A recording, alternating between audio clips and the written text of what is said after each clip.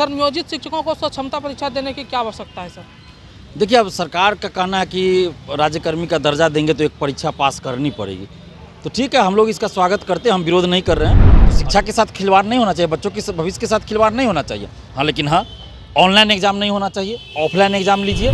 ये नहीं कि वो पढ़ा रहे हैं 5वां क्लास में, आप उनसे क्वेश्चन पूछ दिए पीएचडी का, तो ऐसा भी नहीं होना चाहिए। जब तक आप स्वक्षमता परीक्षा नहीं दीजिएगा वहाँ फोल्डर उपलब्ध नहीं कराई देखिए, जाएगी। ऐसे ही फर्जी कुछ शिक्षक होंगे जो बहिष्कार करते होंगे सक्षमता परीक्षा का। अभी TRE-1 में भी बहुत फर्जी पकड़े जा रहे हैं, TRE-2 में भी पकड़े जा रहे हैं। नमस्कार, मेरा नाम प्रिंस मिश्रा है और आप एक न्यूज़ 24 देख रहे हैं। जिस तरीके से पता है कि नियोजित शिक्षकों के लिए नए नए फरमान को लागू किया जाता है, ऐसे में शिक्षा विभाग के द्वारा अब कहा जाता है नियोजित शिक्षकों को जो है स्वक्षमता परीक्षा देनी होगी, अन्यथा उनकी नौकरी भी जा सकती है और उनको राज्यकर्मी का दर्जा नहीं मिलेगा। ऐसे में हमारे साथ बात करने के लिए छात्र नेता दिलीप कुमार हैं। सर, नियोजित शिक्षकों को स्वक्षमता परीक्षा देने की क्या आवश्यकता है सर? देखिए, अब सरकार का कहना है कि राज्यकर्मी का दर्जा देंगे तो एक परीक्षा पास करनी पड़ेगी। तो ठीक है, हम लोग इसका स्वागत करते हैं, हम विरोध नहीं कर रहे हैं। और जो लोग विरोध कर रहे हैं उनको भी कहेंगे कि सक्षमता परीक्षा का विरोध नहीं किया जाना चाहिए। क्या ये भी बात सही है ना, अगर कोई मतलब सक्षमता परीक्षा पास नहीं कर रहा है तो पढ़ाने योग्य नहीं है शिक्षक, ये सही बात है। तो शिक्षा के साथ खिलवाड़ नहीं होना चाहिए, बच्चों के भविष्य के साथ खिलवाड़ नहीं होना चाहिए। हाँ, लेकिन हाँ, ऑनलाइन एग्ज़ाम नहीं होना चाहिए, ऑफलाइन एग्ज़ाम लीजिए। ऑफलाइन एग्ज़ाम लीजिए और वही चीज़ पूछिए जो सब्जेक्ट वो पढ़ा रहे हैं स्कूल में। ऐसा नहीं कि वो पढ़ा रहे हैं संस्कृत, उनसे पूछ दीजिए इंग्लिश का क्वेश्चन। तो ऐसा नहीं, जो स्कूल में वो पढ़ा रहे हैं 5 साल 10 साल से पढ़ा रहे हैं, 12 साल से पढ़ा रहे हैं, तो उसी से संबंधित क्वेश्चन आप पूछिए। क्योंकि उनका पाठन का कार्य है, पढ़ाना कार्य है, तो उसी से संबंधित क्वेश्चन पूछा जाए। और जो सामान्य स्तर का है, जो पढ़ा रहे हैं उसी स्तर का। ये नहीं कि वो पढ़ा रहे हैं 5वां क्लास में, आप उनसे क्वेश्चन पूछ दिए पीएचडी का, तो ऐसा भी नहीं होना चाहिए। क्योंकि उनकी नियुक्ति किसने किया है?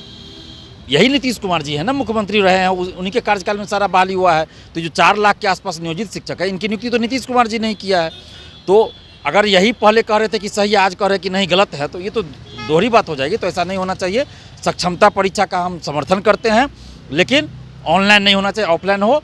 और अगर 3 बार मौका मिल रहा है, 3 बार में अगर कोई पास नहीं कर पाते हैं नियोजित शिक्षक, तो उनकी नौकरी समाप्त नहीं की जानी चाहिए, बल्कि उनको गैर शैक्षणिक कार्य में लगाया जाना चाहिए। उनकी नौकरी समाप्त नहीं होनी चाहिए, गैर शैक्षणिक कार्य में लगा दिया जाए, ये हमारी मांग है।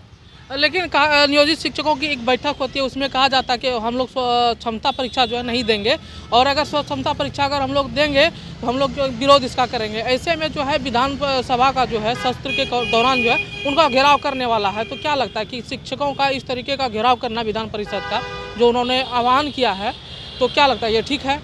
देखिए, शिक्षकों के संघ का क्या है ये तो मैं नहीं कह सकता, लेकिन मुझे जहाँ तक अखबारों के माध्यम से पता चला तो 2 चीज़ पे जो है सो ज़्यादा मतभेद था। एक तो यही ऑनलाइन परीक्षा, और दूसरी आपको जो बाहर किया जाएगा नौकरी से उसका।